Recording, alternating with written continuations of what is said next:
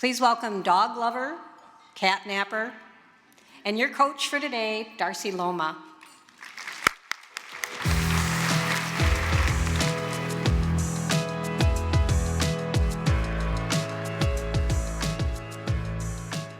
So have you ever been fired up about creating your next big thing, only to get blindsided by something completely unexpected?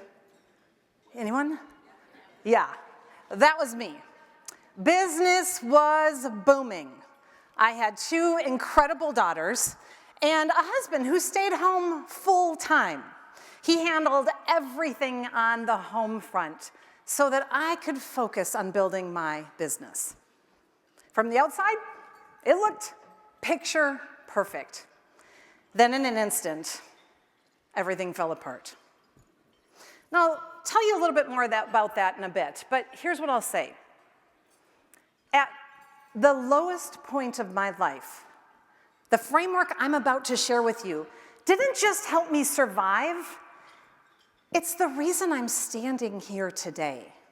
It gave me the resilience to lead through crisis, to parent through pain, and to just keep moving forward when, well, quitting felt easier.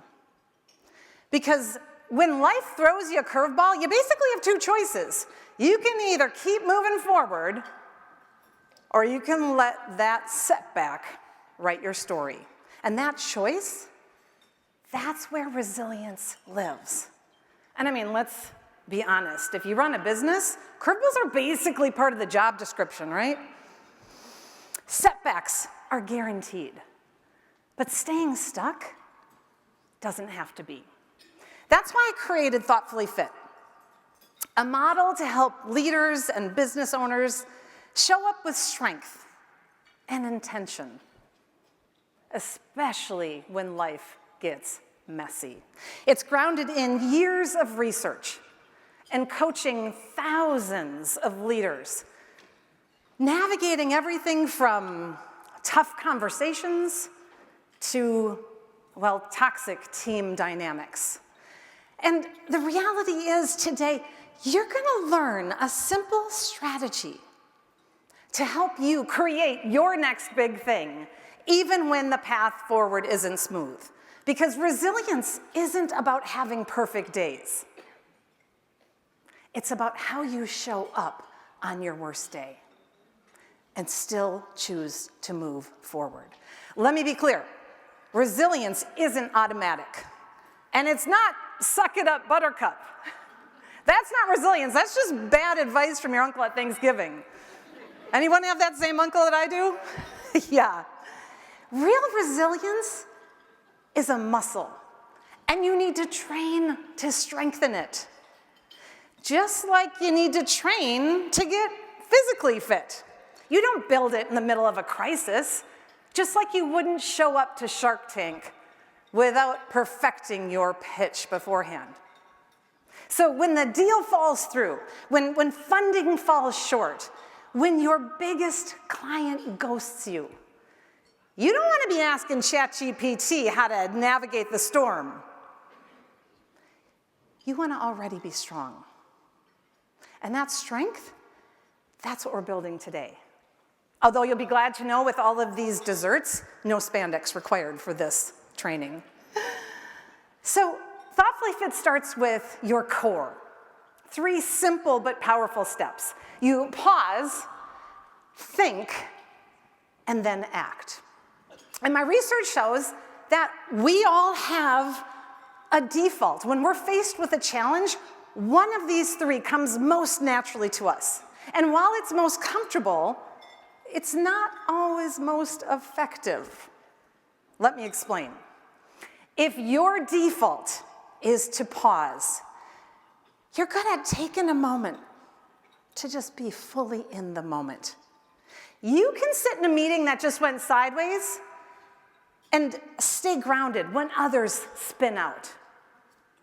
But here's the catch. Your strength, well, sometimes can become your stuck point. You might pause so long, suddenly you find yourself 5 hours deep into a Netflix binge. wondering where your big idea even went. Now, if your default is to think, you analyze the situation from every angle, twice. You're the one who can create a spreadsheet to justify why you didn't need a spreadsheet in the first place. But when you think too much, well, you might suffer from analysis paralysis and never actually go have that tough conversation you've been rehearsing in your head 47 times. And if your default is to act, you dive in, take charge, get things done. You're the one who says, here, hold my LaCroix, I got this. And that drive is powerful, but unfiltered action can backfire. Have you ever impulsively fired off that email? Or worse, hit reply all? Yeah, you want to tell us about it? That's why order matters. You pause, think, and then act. A client once told me, oh, Darcy, I figured out my problem. I do it backwards.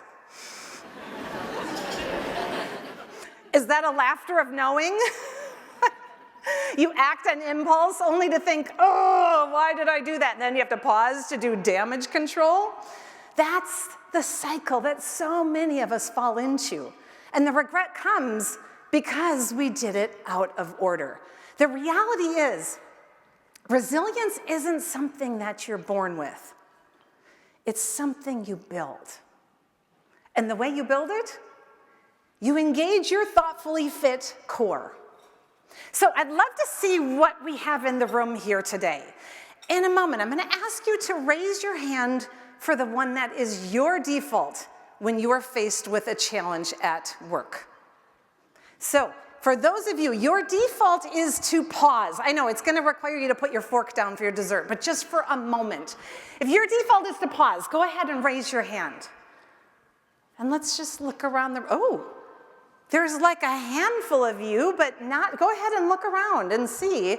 I'm thinking like maybe 10%. Okay, so if your default is to think, go ahead and raise your hand. Okay, this is way more than half of the people in the room. And let's see those of you who your default is to act. Raise your hand. You couldn't wait, could you? Yeah. So let's take a closer look at how to build your resilience, starting with the first step, which is to pause. Now, I know what some of you are thinking. Darcy, really? Who has time to pause? Have you seen my calendar? My inbox? The pile of Amazon returns I've been driving around for 3 weeks? Yeah, but here's the paradox. When you pause, you don't lose time. You gain control. Control over your choices. Control over how you respond. So I want to teach you a tool right now to help you remember to pause, and it's called the pause pinch. And I do it all the time. I did it, as a matter of fact, I was sitting right back there getting introduced by Catherine. So let's try it together. I want you to put up one of your hands, and then you're going to squeeze the meaty part of the webbing with your other hand. And as you do, I'm going to invite you to breathe in and out and count to 3. 1, 2, 3. Or count to 13. Or 63, depending on how worked up you are. And the reason this works is because this is a reflexology point. And so when stress hits, cortisol spikes. Great for escaping lions, not for leading people.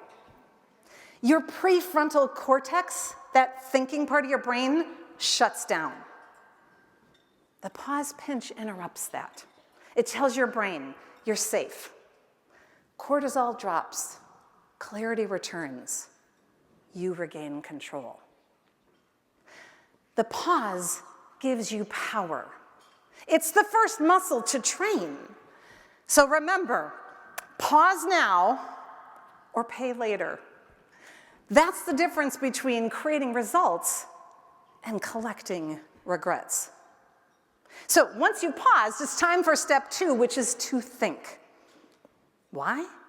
Because thinking creates new awareness. So instead of reacting on autopilot, you can respond with intention.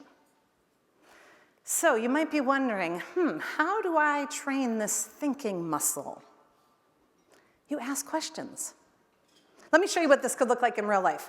You are about to say yes to another client project, despite the fact that your plate's overflowing and you haven't seen your laundry room floor in like 3 weeks. And you ask yourself a few questions to think. What are my choices? What do I control? And you realize, I have a choice in my response. I control my time. And today, a compassionate no is more powerful, and it protects my peace more than another burnt out yes. Let me say that again. Sometimes a thoughtful no is the best way to say yes to yourself, your goals, and creating your next big thing. So I'm going to give you a simple tool to help you remember to think. We've got the pause pinch to remember to pause, right? This one is just a little bit more complicated. Are you ready? Now, turn to your neighbor and give him your best Will Ferrell thinking face. Yeah, you can do it, you can do it. Nice. Very good, Mayor. And then you follow it up with 2 questions. What are my choices? And what do I control? That's it. Simple, but profound. Because when things go sideways, our brains often spin out on all the things we can't control. And that leads to stress, blame, shutdown. But when you think about what you can control, like your next step, you take your power back. So, you've paused to think. Now step 3 is to act. Not react. Not ruminate. Act. With intention. And here's what I've learned. The power isn't in the perfect decision. It's in the moment you choose to act.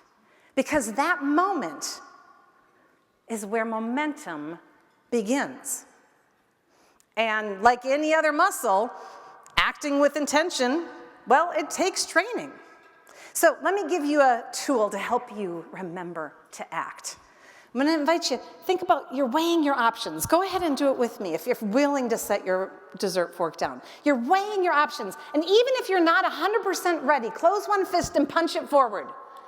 That's your act. That's how you make the choice.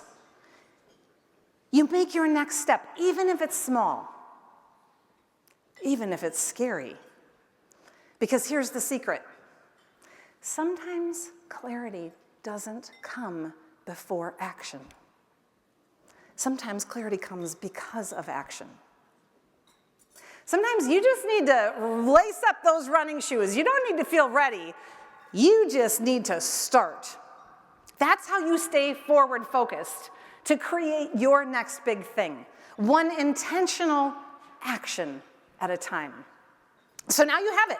3 simple steps to build your resilience muscle, to keep you moving forward even on your worst day. Speaking of worst days, mine came in 2016. After 2 decades working in politics, I launched my leadership coaching and consulting firm, and business was growing fast. I had traction, I had a team, I had a vision. I was laser focused on scaling my impact and really creating my next big thing. And the reason I could do that is because of my husband, John. He was the carpool captain, our family chef, and my trusted life partner. Thanks to him, I could build my business without needing to worry about picking up the girls or remembering to pick up the dog or getting the supplies for the last-minute science fair project. And then everything changed. Not gradually, not gently, but in a single, shattering phone call.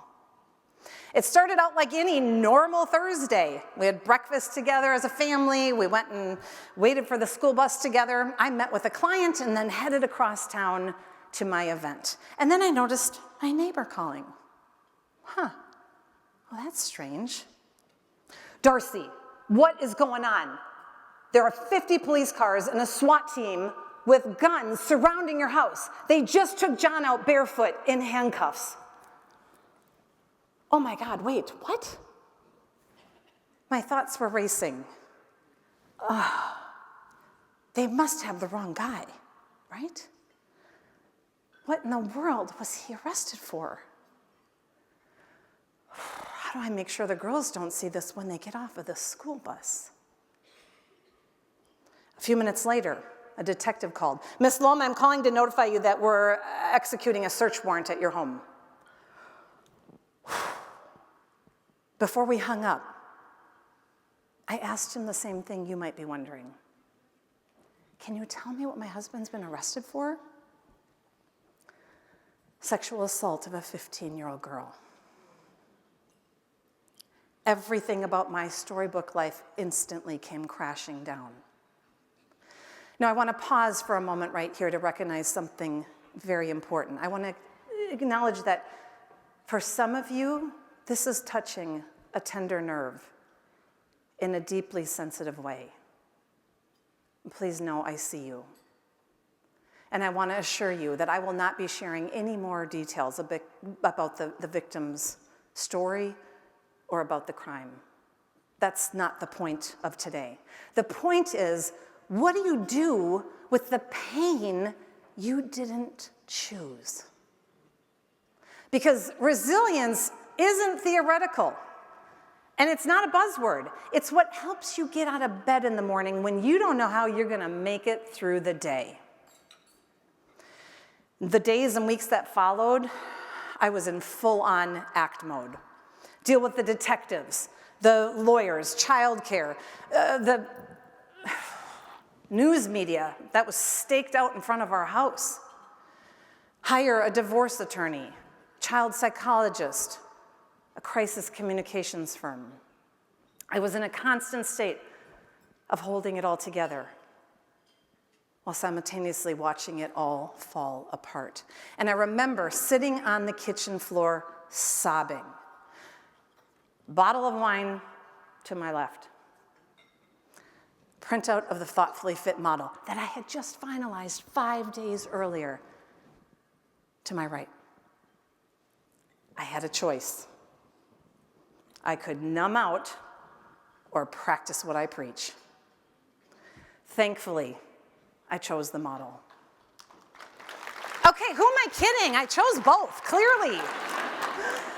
Because I had 2 daughters who needed me now more than ever, a whole team that was counting on me for their livelihood, and a business that could have collapsed under the weight of that moment. No good could come from shutting down, tempting as it was. So I made a choice to pick up that model. The very same one that I had built for my clients became my lifeline.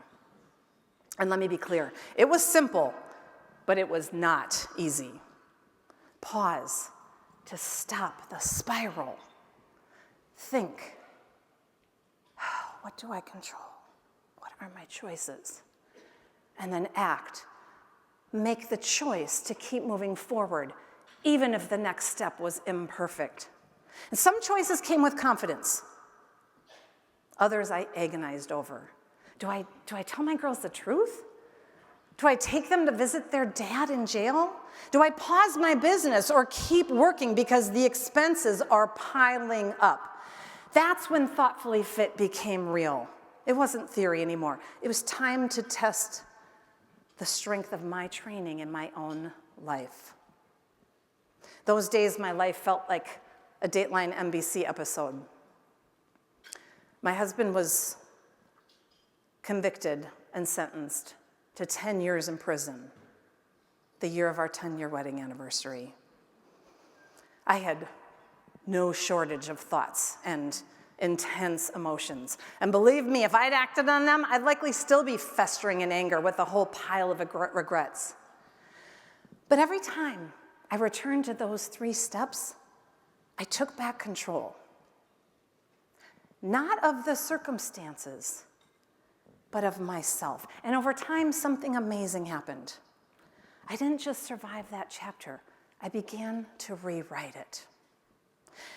And I share my story because the tools I used, they're universal. That's why I wrote the book, to give others a training plan, to help you survive your hardest chapter. But then also, to have the strength and use the strength that you gained from surviving that to be able to write a bold new chapter, to create your next big thing. I get a lot of questions when I'm done presenting and talking with people afterwards. And one of the first is, how are the girls? And I am so grateful, you have no idea, to say that they are thriving. They are strong. Yeah, thank you. If any of you have teenagers, they're sassy. And they are resilient. And while I never wish this journey on them, or anyone, I have no regrets about how we walked it together. Okay, if you've seen some of our TikToks, I may have the occasional regret. The other question I often get asked is, how are you? And the truth, I made it through. Stronger, wiser, with even moments of unexpected joy. Not because Thoughtfully Fit saved me, but because it strengthened me. It gave me the tools to choose how my story continues. Every choice clears a hurdle. Every hurdle becomes a chapter. And those chapters shape the story of our future. I could have let his actions shape my story, but I didn't. I refused to let that define me or my girls. Not because it was easy, but because I had trained. And I have yet to achieve happily ever after. But the best part, instead of someone else writing my story, I'm determined to write it. And so can you. Thank you. So let me ask you, who's writing your next chapter? Whether you're creating your next big thing or facing the unexpected, resilience can be your competitive edge. When you train your Thoughtfully Fit core, you become the author.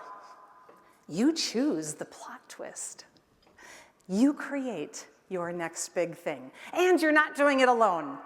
At WWBIC, you are surrounded by people invested in your success, not just financially, but personally, because business is more than just funding and strategy. It's about how you show up when it's hard. So, when the next challenge comes, don't just react. Engage your core. Practice the pause pinch. Take time to think and choose to act. That's how you go from stuck to unstoppable, from breakdown to breakthrough, from reactive to resilient. You've got this, and WWBIC is here to support you every step of the way. Thank you.